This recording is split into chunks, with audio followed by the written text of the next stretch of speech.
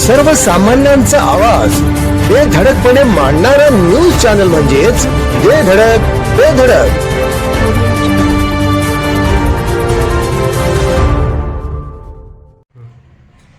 नमस्कार, धडक बेधडक न्यूज मध्ये आपल्या सर्वांचं स्वागत आहे.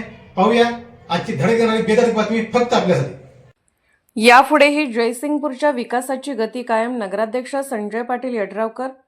2019 नंतर आमदार राजेंद्र पाटील यड्रावकर यांच्या मार्गदर्शनाखाली जयसिंगपूर शहरात सुमारे 350 कोटी रुपयांची विकासकामे मार्गी लागली असून हीच विकासाची गती पुढील काळातही कायम ठेवली जाईल असा विश्वास नूतन नगराध्यक्ष संजय पाटील यड्रावकर यांनी व्यक्त केला.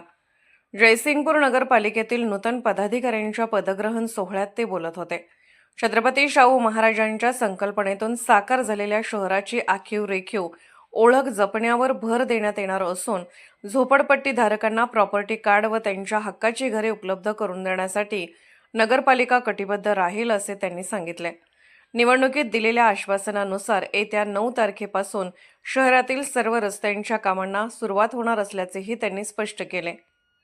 भ्रष्टाचारमुक्त, लोकाभिमुख व पारदर्शक प्रशासन देत जयसिंगपूरचा आदर्श शहर म्हणून विकास केला जाईल असे त्यांनी नमूद केले.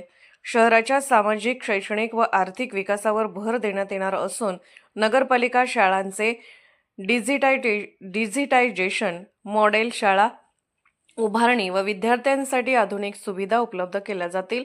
प्रस्तावित मोठ्या क्षमतेच्या रुग्णालयामुळे शहर व परिसराच्या विकासाला चालना मिळेल असेही त्यांनी सांगितले.